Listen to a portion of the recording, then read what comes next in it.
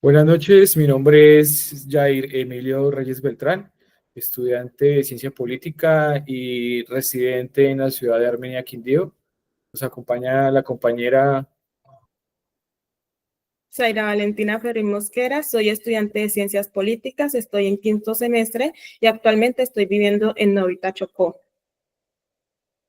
El tema que preparamos para este debate es el conflicto armado y constitución política de Colombia. Para iniciar con este diálogo, voy a citar un texto, voy a citar un texto de Darío Fajardo, 1986, en el libro Espacio y Conflicto de Poder de Fernán González. Darío Fajardo establece o dice que hay que mirar el conflicto armado en relación con los movimientos de colonización que fueron generados por la estructura agraria en el centro del país. Es decir, cómo las regiones periféricas, en este caso el Pacífico, los llanos orientales, la Amazonía y el sur del país y el norte del país, eh, pues se fueron integrando de manera muy lenta a través de la colonización, y ya dentro de esa lentitud se fueron creando, se fueron transformando en lo social, en lo cultural, en lo económico y político en estas regiones. Razón porque comprendemos también que el conflicto armado se da prácticamente en la periferia de nuestro país. Zaira, Eh, tú que vives en el Chocó, eh, nos puedes aportar algo de tu vivencia en tu región. Principalmente se dan en las zonas rurales porque son las zonas más apartadas del Estado, es decir, el Estado no tiene mucho poder en estas zonas. También al ser zonas verdes, por así decirlo, antes, entre 1990 a 2010 o 2016, aquí se sembraba muchas sustancias ilícitas por ser una tierra muy productiva. Y también como ¿cómo se dice? La milicia no tenía mucho poder en estas zonas, también tendían a hacer muchos atentados, como por ejemplo podemos poner el atentado a Bojayá. Sí, claro, entonces podemos determinar que efectivamente el conflicto armado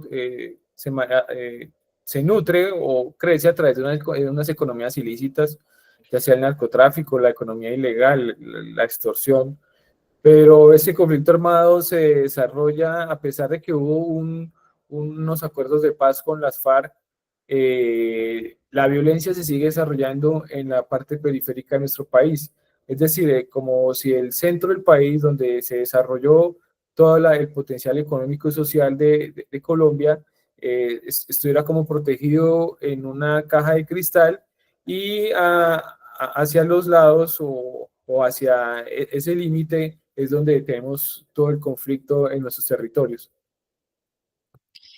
Bueno, sí, eso es verdad, porque hicieron el tratado de paz con las FARC, que era la guerrilla más predominante en ese entonces, pero también dejaron de lado el ELN, las fuerzas daltanistas, que son las que hoy en día están dominando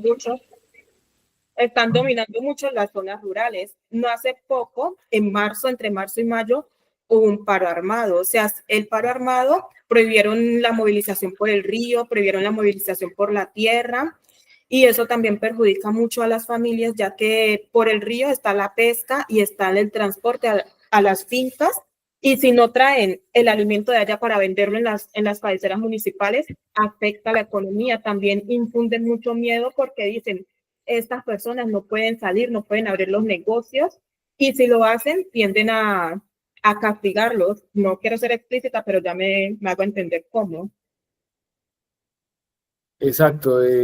Zaira, ya pasando a nuestra constitución política, se suponía que la constitución política, después de 100 años, de ser una constitución retrógrada y que no facilitaba los derechos individuales, colectivos y de las minorías en el territorio, se suponía que iba a ser un avance también en la búsqueda de esa paz. Pero ese conflicto armado también ha evolucionado respecto a esos cambios políticos sociales y económicos que ha atravesado el país. Esta constitución del 91 pues trajo consigo pues que pudiéramos hablar de que hay una diversidad cultural en nuestro país. También trajo consigo que quisiéramos énfasis en nuestros derechos y la opción de un constitucionalismo laico, donde tuviéramos una libertad religiosa, donde se fortaleciera la descentralización administrativa, donde tuviéramos también ese reconocimiento a la autonomía, a las libertades de la persona y a superar esa discriminación y reconocernos como un país pluriétnico, pluricultural. Con base en eso, creemos o creímos que íbamos avanzando, pero esa constitución tuvo más una reforma social, tuvo una reforma política que no llegó a los territorios o que aún no ha llegado a los territorios. Bueno, según lo que leí, para que el Estado reconozca que existe un conflicto, tiene que saber si los grupos guerrilleros están organizados, si sus objetivos son políticos y también tiene que haber un alto índice de violencia, porque si no lo reconocen a tiempo, como hicieron, ya están las víctimas. Lo que hizo la Constitución es reconocer los derechos humanos. Al saber que existen los derechos humanos, los derechos individuales, los derechos fundamentales, está la posibilidad de traer una paz y garantizar el bienestar a las víctimas. También están los mecanismos de reparación. La Constitución garantiza que las víctimas del conflicto armado tengan indemnización ante los terroristas, lo que hicieron. También la justicia transicional. Busca equilibrar la necesidad de paz y también busca escuchar a las víctimas, saber quiénes fueron los actores en este conflicto, que los actores sean pasados por un proceso judicial o administrativo y que se les garantice a las víctimas una seguridad y también la tierra que se les fue arrebatada, también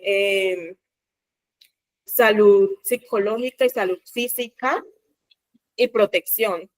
También está la protección a la población civil, que eso pues es importante, el fortalecimiento de la democracia, porque la Constitución política tiene ahorita los mecanismos de participación ciudadana, tal como la acción de tutela, el voto, el cabildo abierto. Eso nos acerca más a una democracia más participativa y nos ayuda a acercarnos más a la paz, entre comillas, pues, porque muchas veces no es muy efectivo o tarda mucho.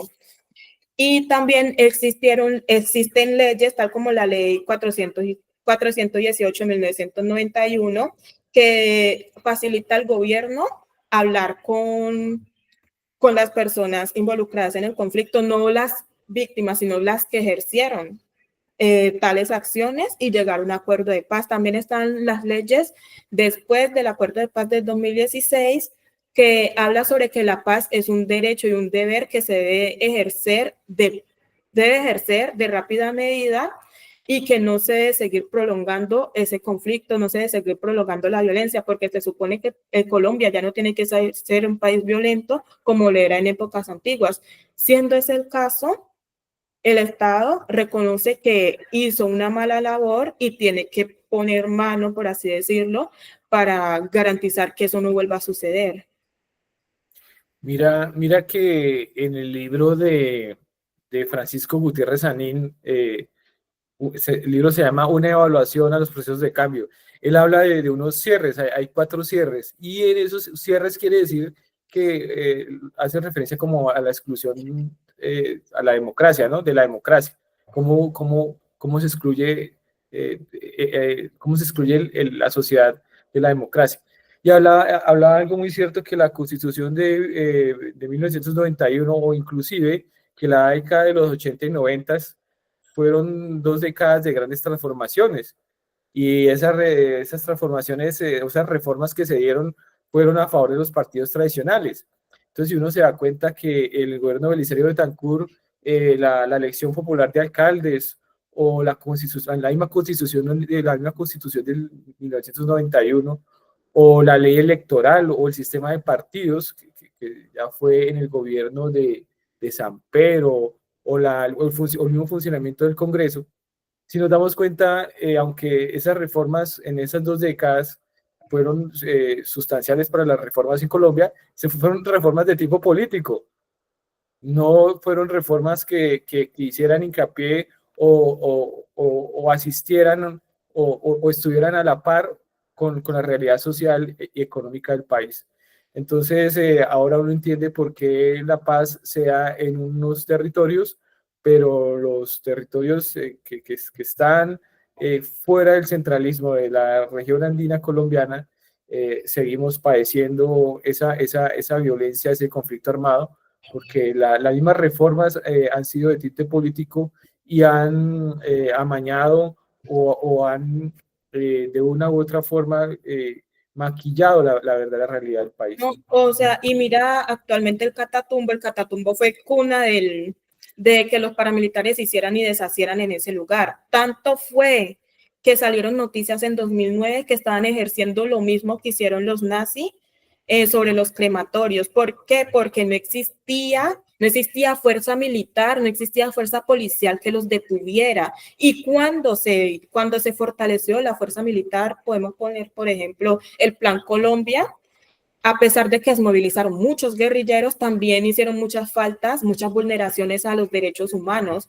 porque digamos que te, te decían, si hoy entregaste 10 paramilitares, mañana tenés que entregar 20 para tener tus reconocimientos, etcétera, etcétera. Tanta era la presión que que buscaban a personas inocentes, las cogían, le decían, no, aquí te voy a dar trabajo, vete para acá, las llevaban al campo, allá los fusilaban, los hacían pasar como paramilitares y ya estaban los falsos positivos. Y eso es a pesar de que buscaban fortalecer las fuerzas militares para traer la paz a Colombia, también hicieron un mal con matar a casi 4.000 personas en busca de una paz que no trajeron verdaderamente, porque fue Zaira, más adelante.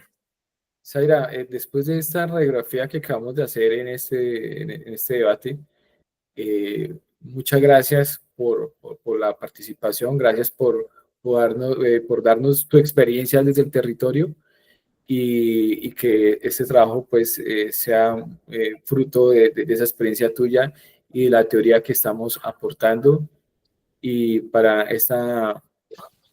este curso de Sistema Político Colombiano. Muchas gracias, Zaira. Buenas noches. Buenas noches.